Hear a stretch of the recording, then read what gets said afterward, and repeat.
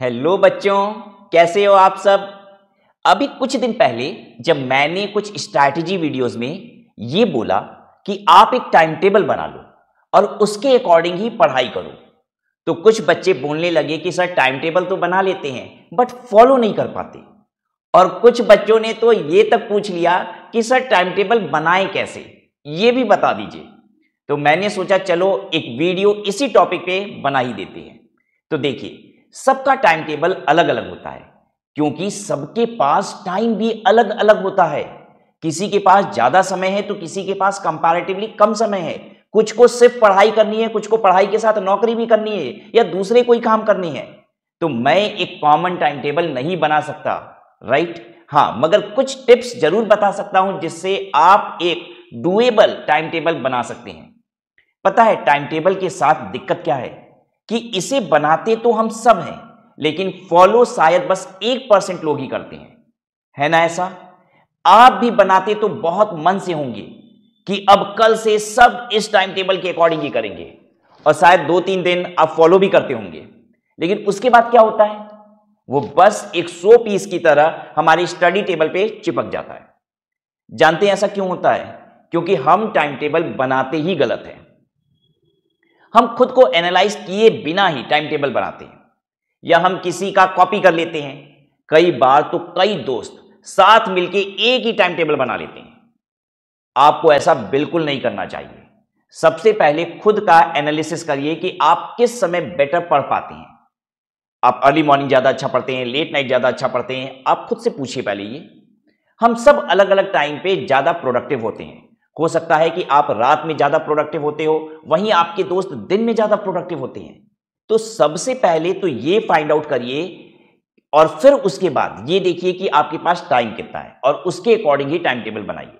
अच्छा, next mistake आप जानते हैं क्या करते हैं हम लोग, कि जो हम time slot wise time table बनाते हैं, जैसे 7 बजे से 8 बजे तक पढ़ेंगे, 8 से 9 बजे तक पढ़ेंगे, 9 से 9:30 पढ़ेंगे या 9 से 9:30 आराम करेंगे। मगर फिर 7 से 8 के बीच में जो हमने टाइम सेट किया था पढ़ाई का, उसमें मम्मी पापा ने कुछ काम बोल दिया, ठीक है, और हमारा पूरा का पूरा टाइम टेबल अब चौपट हो गया। और हम अब ये सोचने लगे हैं कि आज तो गड़बड़ा गया पूरा भाई, चलो कल से पक्का फॉलो करेंगे, और वो कल आते आते एग्जाम का टाइम आ जाता है ना। तो इससे अच्छा आप टाइम स्लॉट की जगह टारगेट बेस्ड टाइम टेबल बनाइए। ये मत डिसाइड कीजिए इतने बजे से इतने बजे ये करेंगे, टारगेट वाला टाइम टेबल बनाइए। क्या है ये कि आज मुझे इतने टॉपिक्स कंप्लीट कर लेने या इतने सम्स लगा लेने, एक दिन का टाइम टेबल होना चाहिए, ठीक है, कि मंडे को ये करना है, ट्यूसडे को ये करना है, वेडनेसडे को ये करना है। ऐसा हो सकता है 1 तारीख को ये काम करेंगे, 2 तारीख को ये काम करेंगे, कितने बजे से कितने बजे वाला टाइम स्लॉट वाला ना बनाए। और इसे आप थोड़ा फ्लेक्सिबल बनाने के लिए लॉन्ग टर्म भी बना सकते हैं, जैसे इस वीक में इतने सारे टॉपिक्स कवर करने हैं या ये सब्जेक्ट कंप्लीट करना है, ऐसा भी आप टाइम टेबल बना सकते हैं। बट मैं तो रिकमेंड नहीं करता क्योंकि वीक वाले टारगेट पे इंसान स्टे नहीं कर पाता है पूरा। अगर डेली टारगेट होता है तो मुझे डेली मोटिवेशन मिलते जाती है, भाई मेरा कल का अगर टारगेट कंप्लीट हो गया था तो आज मैं काफी मोटिवेटेड हूं, राइट। और वीकली अगर हम टाइम टेबल बनाएंगे तो शायद वीक में एक बार मोटिवेशन का मुझे मौका मिलेगा, राइट। हालांकि अगर आप डेली टारगेट सेट कर लेते हैं अपना और वो अचीव करने लग जाते हैं तो साथ ही साथ वीकली टारगेट भी बनाइए। डेली भी टारगेट है और साथ में वीकली टारगेट भी है। इस मेथड का एक और बेनिफिट है, जानते हैं क्या?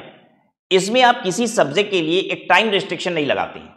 तो जब आप एकदम फ्रेश होते हैं, पढ़ने वाले मूड में होते हैं, तब आप सबसे टफ सब्जेक्ट से स्टार्ट करिए क्योंकि उस समय आप एकदम प्रोडक्टिव होते हैं और आपको ज्यादा समझ में आता है।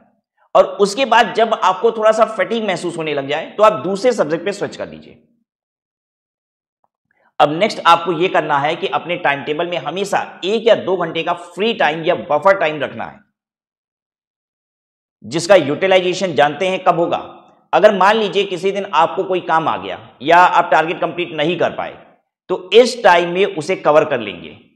जैसे मेरा वीकली अगर मान लीजिए टाइम टेबल है, ठीक है, कि मुझे इतना कुछ कवर करना है, तो मैंने जब वीकली टाइम टेबल बनाया तो ऐसे नहीं बनाइए कि भाई मैं हर दिन 8 घंटे पढ़ सकता हूं, तो 7 दिन होते हैं तो 56 घंटे की पढ़ाई का पूरा टारगेट बना दिए। आप इस तरीके से अपना टाइम टेबल बनाइए कि आप प्लान कीजिए 50 घंटे में आप कितना पढ़ सकते हैं, बस उतना ही टारगेट बनाइए, ठीक है। कुछ बफर टाइम रखिए कि किसी दिन कोई टाइम प्रोडक्टिव नहीं रहा आपका तो आप उसको भी यूज कर सकते हैं। थोड़ा सा आप बफर लेके ही टाइम टेबल को बनाइए, राइट। इससे आप बैकलॉग से बच जाएंगे। कभी भी बैकलॉग नहीं रहेगा कि भाई इतना सारा चीज बच गया है पिछले हफ्ते का टारगेट, ठीक है। तो daily target plus weekly target, daily target कभी कभी डिस्टर्ब हो सकता है आपका, लेकिन अल्टीमेटली वीक पे सब कुछ सेट हो जाना चाहिए। वीकली टारगेट का डिस्टर्बेंस नहीं होना चाहिए, यही आपको ध्यान रखना है। बस एक चीज का ध्यान रखिएगा कि इन सब के चक्कर में आपको अपनी नींद नहीं सेक्रीफाइस करनी है, इसीलिए बफर लेने को कह रहा था, क्योंकि बहुत सारे बच्चे नींद में सेक्रीफाइस कर देते हैं, मेरा 2 घंटा खराब हो गया तो 2 घंटे आज कम सोएंगे। नहीं, as a student you have to sleep for at least 7 to 8 hours. हालांकि आज के समय में कोई 8 घंटे सो नहीं रहा है, लेकिन मैं आज भी रिकमेंड करता हूं, मैं खुद भी नहीं सो पाता, लेकिन मैं रिकमेंड करता हूं कि एटलीस्ट 7 to 8 आवर्स की स्लीप होनी चाहिए। पता है, इससे आपका ब्रेन भी डेवलप करता है।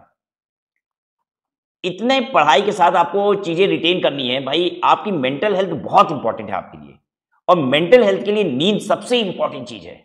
ठीक है, जितना बादाम खाने से दिमाग तेज नहीं होता ना, मैं आपको बता दूं, उतना सोने से दिमाग तेज होता है। आप सो जाइए, दिमाग ज्यादा तेज होगा।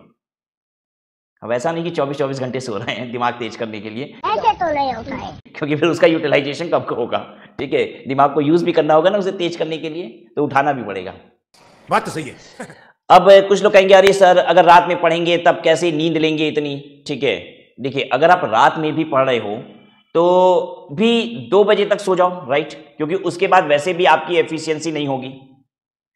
ठीक है, और क्योंकि अगर आपको नींद नहीं आएगी तो भूख लग जाएगी, फिर आप डिस्ट्रैक्ट हो जाओगे, राइट। तो कोशिश करो कि 2 बजे तक तो वैसे भी सो ही जाओ, और अकॉर्डिंगली हाँ, नींद आपको कवर करनी है, चाहे जैसे भी आप कवर कर रहे हो, कोई जरूरी नहीं है 7 से 8 घंटे की नींद एट अ स्ट्रेच होनी चाहिए। आप दिन में 2 बार डिवाइड करके भी कर सकते हैं, एक बार आपने रात में सोया, फिर आप दोपहर में सो लेते हो, तो दिस कैन ऑल्सो वर्क। ठीक है, हाँ, 8 घंटे की नींद रात में भी करते हो, फिर 2 घंटा दिन में सो जाते हो, तो ये काम मत कर देना। ये मैं 24 घंटे के अंदर 7 से 8 घंटे की सोने की बात कर रहा हूं। ठीक है, और कभी भी ना एक सब्जेक्ट पे बस मत फोकस करो कि एडवांस अकाउंट्स पढ़ रहे हैं तो पूरे वीक बस यही पढ़ रहे हैं, या कॉस्टिंग पढ़ रहे हैं तो 4-5 दिन तक वही पढ़ रहे हैं। हमेशा 2 सब्जेक्ट कम से कम लेके चलिए, ताकि ऐसा ना हो कि बाकी सब्जेक्ट बहुत लंबे समय तक अनटच्ड रह जाए, और उन्हें जब हम पढ़ने बैठे तो हमें कुछ याद ही नहीं आ रहा है। And keep revision time in your time table for sure. जो भी आप दिन भर में पढ़ो, सोने से पहले उसे रिवाइज जरूर से करें। एक दिन भर में जितना आपने पढ़ा है, एक समराइज्ड मैनर में, मुझे लगता है कि 20 मिनट के अंदर वो रिवाइज जरूर होना चाहिए। बस इतना ही टाइम देना है। And also write down somewhere कि आपने पूरे दिन में क्या क्या पढ़ा, ताकि आप उसे ट्रैक कर सके। शॉर्ट में लिखो कि क्या ये टॉपिक हमने पढ़ा था, तो दिमाग रिफ्रेश होता रहता है, मुझे रिकॉल होता रहता है, अच्छा ये मैंने पढ़ा है। तो ये थे कुछ टिप्स जिन्हें आपको टाइम टेबल बनाते समय ध्यान में रखना है। इसके अलावा भी अगर कोई टिप्स हो आपके पास तो कमेंट सेक्शन में जरूर बताना, बाकी लोगों का भी भला होगा, right. And thank you for watching. Like and share this video if you found these information helpful. I am your friend and educator Siraj Agrawal signing off. Bye bye. Take care.